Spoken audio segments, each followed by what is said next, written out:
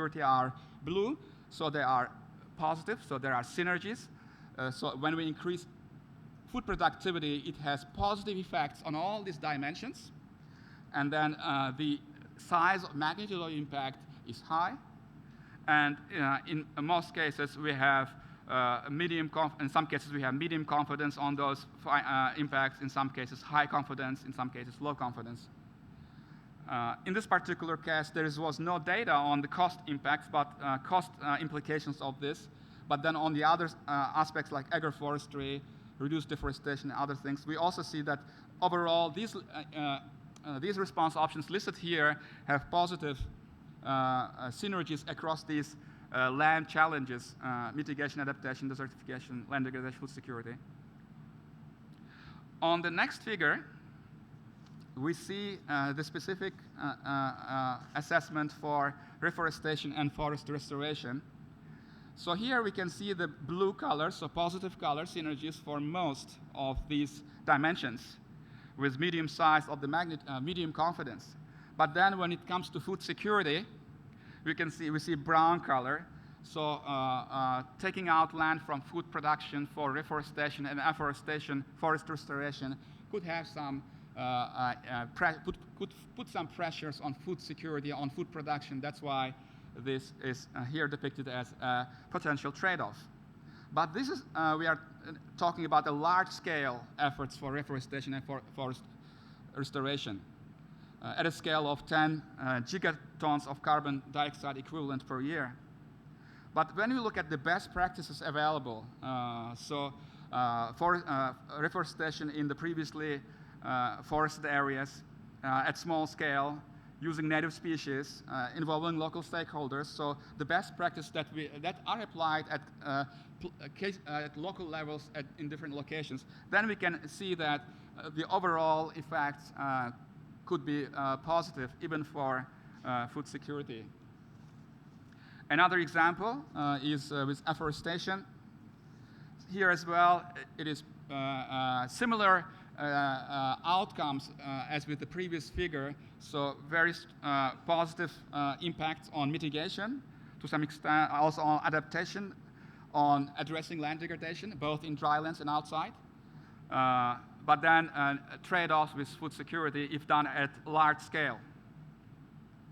But then the best practices also have positive impacts across all the domains, but this gray color for food security, that means that currently there is not enough evidence to provide assessment on that aspect. Coming to bioenergy and BECCS, bioenergy with carbon capture and storage. So here you can see that the picture is a bit mixed.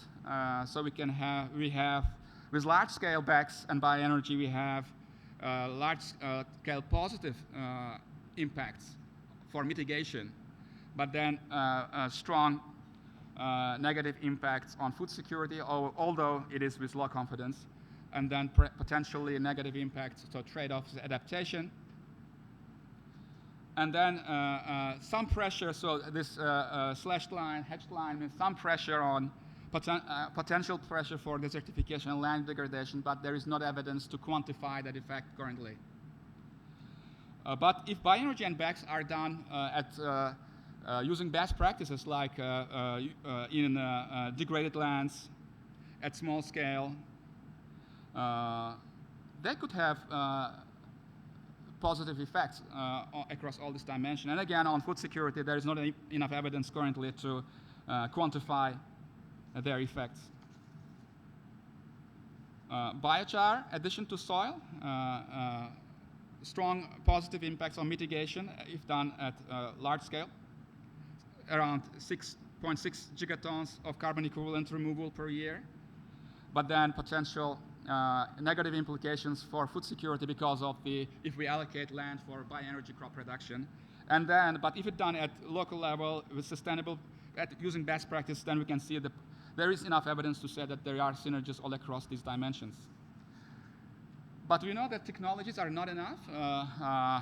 We also need enabling policies and institutions to have these synergies across addressing land degradation, desertification, and climate change adaptation mitigation.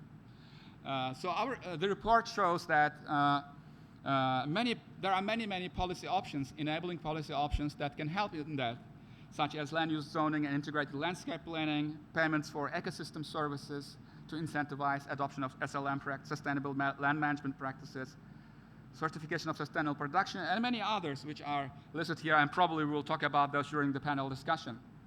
And an important part is that reflecting the environmental cost of land-degrading agricultural practices can incentivize more adoption of these sustainable land management practices. And finally, we can already do a lot of things now to have very positive impacts. Because first of all, we have enough knowledge. We know what the solutions are. And what is important, many sustainable land management actions make strong economic sense. They are profitable. So it was mentioned in the morning already that every dollar invested in land restoration and rehabilitation can have returns of $3 to $6 in terms of ecosystem services.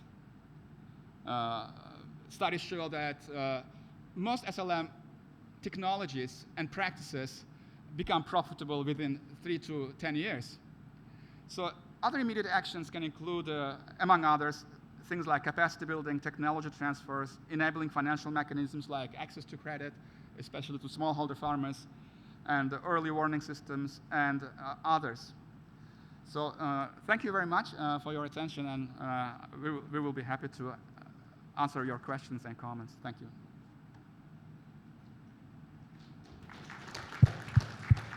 Thank you. I would now like to open the session where you can pose questions. I had informed you earlier on that this is going to be an interactive